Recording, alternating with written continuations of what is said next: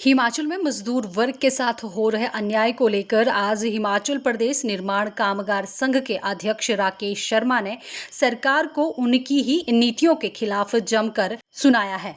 सरकार द्वारा मजदूरों के साथ किए जा रहे भेदभाव से दुखी होकर आज हिमाचल प्रदेश कामगार संघ पंजीकृत के प्रतिनिधियों रविंद्र सिंह रवि, अमन चौधरी, पृथ्वी चंद, विनोद चौधरी सहित अन्य लोगों ने डीसी कांगड़ा के माध्यम से हिमाचल प्रदेश के राज्यपाल को एक मांग पत्र व शिकायत पत्र सौंपा, जिसमें मांग की गई कि हिमाचल प्रदेश के 5 लाख निर्माण श्रमिकों के साथ अन्याय किया जा रहा है। उन्होंने राज्यपाल से मांग की है कि प्रदेश के 5 लाख निर्माण श्रमिकों के साथ न्याय किया जाए।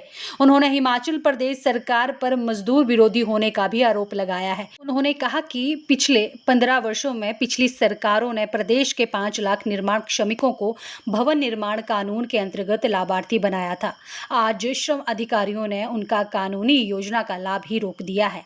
पिछले 5 वर्ष के मजदूरों के आवेदन बोर्ड के मुख्य कार्यालय हमीरपुर और जिला कार्यालय धर्मशाला में धूल फांक रहे हैं। उन्होंने कहा कि आवेदकों पर एक के बाद एक गैर कानूनी आपत्तियां लगाई जा रही हैं ताकि मजदूरों को कोई पैसा ना देना पड़े, लेकिन जब सारी आपत्तियां यूनियन के द्वारा ठीक कर दी गई तो उसके बाद हिमाचल सरकार ने मजदूर विरोधी अधिसूचना जारी कर दी, जिसमें बोर्ड मीटिंग 1 वर्ष की थी वो सरकार ने 6 माह की कर दी ताकि कोई क्लेम 6 महीने की अवधि के बाद मजदूरों से नहीं लिया जाएगा।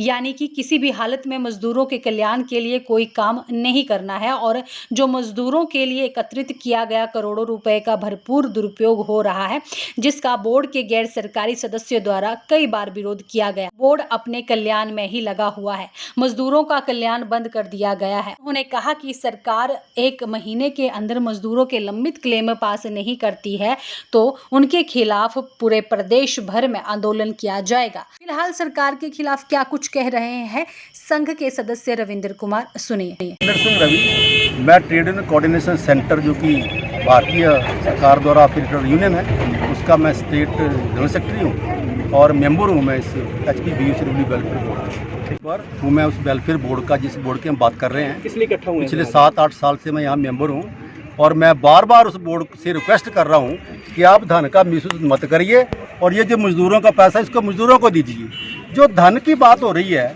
ये धन किसी गवर्नमेंट ने अपने बजट में हमें सैंक्शन नहीं किया है। ये नेचुरली एक गवर्नमेंट का एक्ट है, building and construction worker cess act. Cess act के अंदर क्या है कि जो निर्माण का काम होता है पूरे हिंदुस्तान में, किसी भी किस्म का, मेरे घर का भी होगा तो मुझे भी देना पड़ेगा, उसमें 1% सेस लगता है। उस सेस से ये पैसा इकट्ठा हुआ है, 1700-1800 करोड़ रुपया इकट्ठा हुआ था, जिसमें 800-900 करोड़ वर्करों को बांट दिया गया है और 1200-1100 करोड़ के लगभग हमारे पास पैसा पड़ा है, कोई नहीं मजदूरों का है। इसमें पैसे की कोई प्रॉब्लम नहीं है, पैसे की कोई कमी नहीं है। कमी है तो इच्छा की है, इच्छा शक्ति नहीं है उनके अंदर वो मानवता नहीं रह गई है जो पहले अधिकारियों में वो करती थी। ये प्रॉब्लम है और कोई समस्या नहीं है, पैसे की कोई समस्या नहीं है इस बोर्ड में। सबके माध्यम से ये जो मांग पत्र है ये माननीय महामहिम महोदय राज्यपाल जी को जा रहा है, जिसमें ये मांग की गई कि सरकार से हम बार बार बेनती कर चुके हैं, लेकिन सरकार हमारी बात मानने को तैयार नहीं है और हम राज्यपाल महोदय से ये मांग करेंगे कि गरीब मजदूरों का कल्याण किया जाए, उनके जो कानूनी अधिकार हैं उन्हें जारी किए जाएं, क्योंकि आजकल तो वैसे भी कुदरती मार पड़ रही है, बरसात की मार पड़ रही है और सबसे ज़्यादा इसका जो असर है वो गरीब मजदूरों के ऊपर हो रहा है। तो कम से कम इस समय में तो अगर मजदूरों की हम हेल्प ना कर सके तो हमारी सरकार बनने का फ़ायदा क्या हुआ। और सरकार ने अपनी ओर से कोई पैसा देना भी नहीं है, हमारा खुद का पैसा। देश के अंदर 5 लाख मजदूर कल्याण बोर्ड में पंजीकृत हैं, जो श्रम कल्याण बोर्ड द्वारा किया गया है। जो अधिकारी जो अधिकृत किए गए थे उनके द्वारा किया गया वो पत्र हैं, लेकिन उनको इतनी जटिल प्रक्रिया में उलझा दिया है कि वो अपना कोई क्लेम पास करवा ही नहीं सकते।